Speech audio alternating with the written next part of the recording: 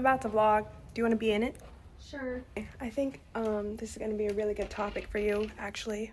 Okay. Because I'm going to talk to them about how I'm embracing stoicism. Are you? Yeah. Okay. I'm being rated by SWAT right now. I am a lawyer, but I'm not the Fed. Maya actually taught me what stoicism is like 3 days ago. I've been learning a lot of things lately. Yeah. Do you want to tell them? I think stoicism is misunderstood. I think people, when you say someone is stoic, they take it as someone is like not emotional, or that they, I don't know how to describe it. People just have a weird like view of stoicism.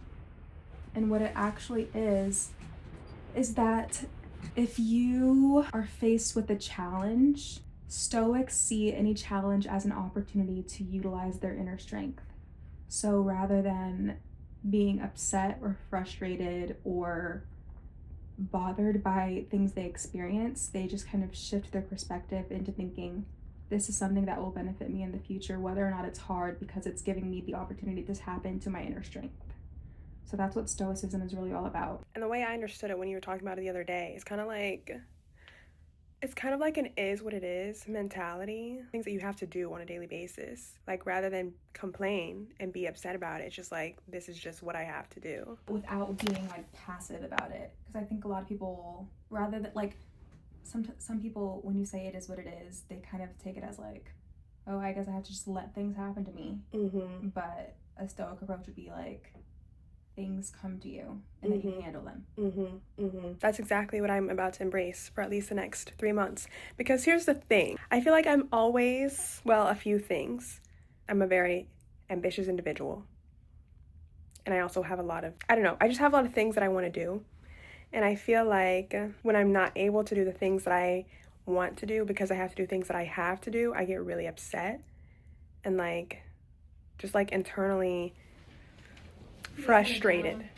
Yeah, like I'm just like, this is sad. Like, I have ideas that I want to be doing and I can't do them because I have to go to work, you know? And that genuinely brings my whole vibe down. But for this next quarter, I want to be very intentional about being like, well, I have to go to work and I have to do what I want to do to make my dreams come true or whatever. And I have to also feed myself, and I have to blah, blah, blah. This is probably going to be my most controversial take for this generation.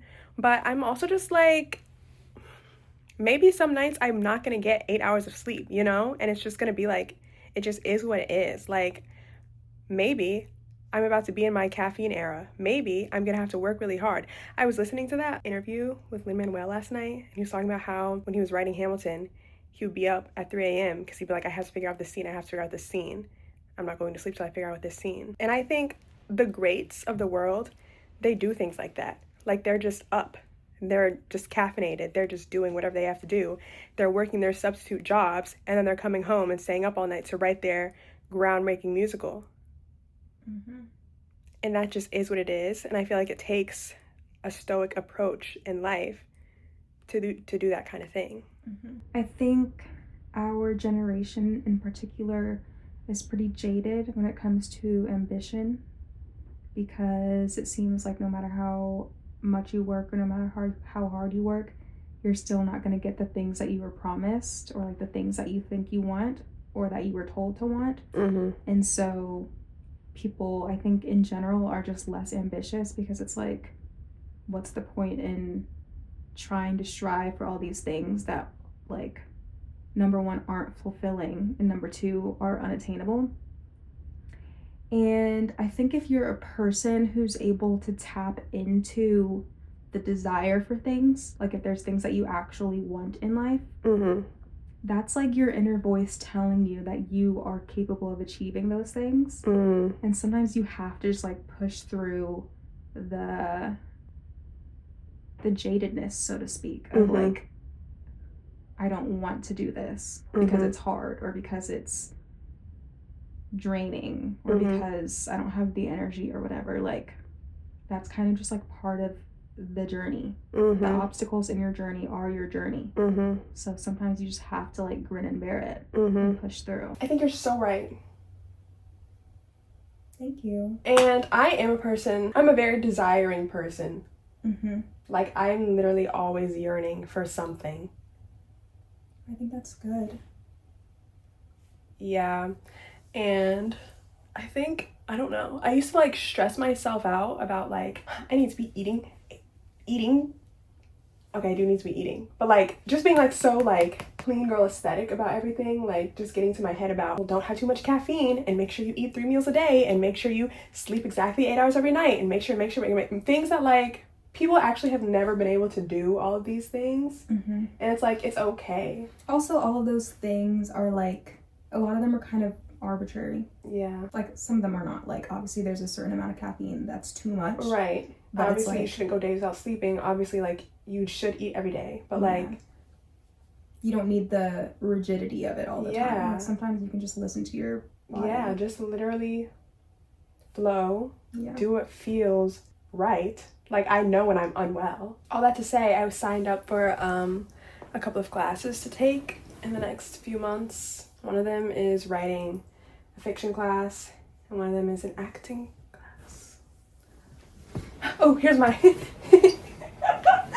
Guess who I am? Galinda. Yeah, that was really bad. I have to practice. Toss, toss. Toss, toss. I'm more like Elphaba. And I was like, how am I about to do this? I already work so much. I already am tired just by doing like the things that I bare minimum have to do every day. But then I was like, Zoe. Sometimes it's worth the fulfillment though. Yeah, I think it's worth fulfillment. And it's also like, if you decide not to do that, then you're just going through the motions every day and you're still tired and you're still bored and you still are yearning. And it's like, you don't win by going to sleep at 10 o'clock p.m. And then doing the same thing that bores you every day. Like, that's not a fulfilling life. Totally. I'm being a stoic this year. I'm gonna try it out from January to March. I think that's gonna be like my tester period. And then I'll see like, oh, is this something that I can actually, like, am I still miserable doing this? Or can you really lock in? Can I lock in? And I also think it's worth it to do it for just a short period of time, because it's like, I'm in a new city. This is going to force me to be in the community, going to force me to make friends, going to force me to, I don't know, just be visible. And I feel like it's so easy to be invisible in today's day and age, which is why nobody has community or friends and is bored all the time, is on the internet all the time, because it's like, we don't have anything in real life. And I want to have things in real life. Me too. I'm big on community these days. I love my friends. Yeah. And I want to make more of them. Me too. I want to have like a ton of friends. Me too. And something I also realized the other day when I was doing my December newsletter, plug to subscribe to my newsletter, I was doing my reflections for 2024, and I was like, there have been so many moments in my life where I've been like, I hate what I'm doing right now. Like, this is such a waste of my time. It's horrible. Or I don't like this thing that happened to me, or whatever. But when I reflect, literally everything, I have used everything that has ever happened to me in my entire life. It has all been for something. So I'm like, just literally take whatever You're comes. kind of like a vessel. Yeah. Wait, can you talk through that? You're a vessel. Like, you... And is that a proverbial you? Like, in general? Or are you talking about me? I'm talking about you. Oh, okay. You kind of funnel and filter your life experiences into something. Yeah. And you make something out of them. I think that's right. I think that's right. So sometimes I've been saying to myself recently, literally, whatever you are experiencing right now, whatever life is giving you to right now, you're going to use it. You're going to use it. You don't have to feel sorry for yourself all the time. I'm actually really good at feeling sorry for myself. But that's not really helpful. It's helpful when I'm trying to write a poem. Other than that, it's not really helpful. It's also really important to operate from a standpoint of, at the very least, gratitude. Yes. I don't want to sound like one of those toxic positive people. But I do think I am a serial optimist. Like, I don't care how many things go wrong in my life. Like, I am always the type of person who's like, well, I'm still gonna have these things, and I'm still gonna do these things. Like, you cannot convince me that I'm not gonna have the life I want. I'm just like that delusional. No, yeah, for and sure. Perhaps that's the only thing keeping me here, is the fact that like I have so many delusions. But I think if you're leaning into the stoicism of it all, it's important to view life through a lens of positivity and gratitude.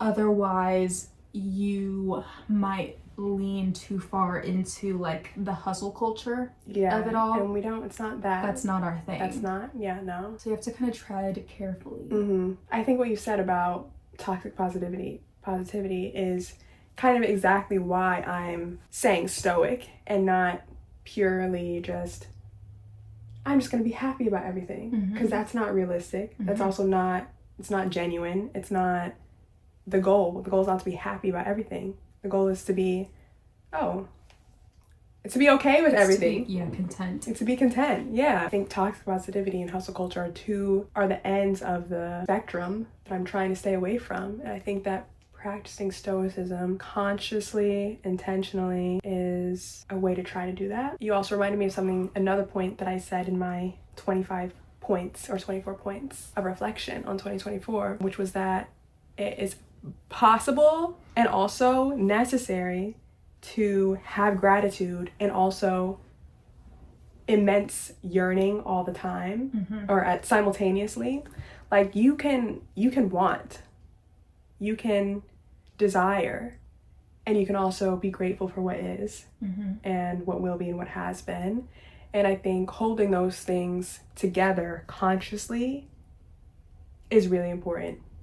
I've been thinking about a lot the past like month or so, the two truths of, or this could have been better, this person didn't give me what I needed, these like shortcomings and all of that existing, like whether it's through like childhood or like friendships, relationships, whatever, like the coexisting belief of like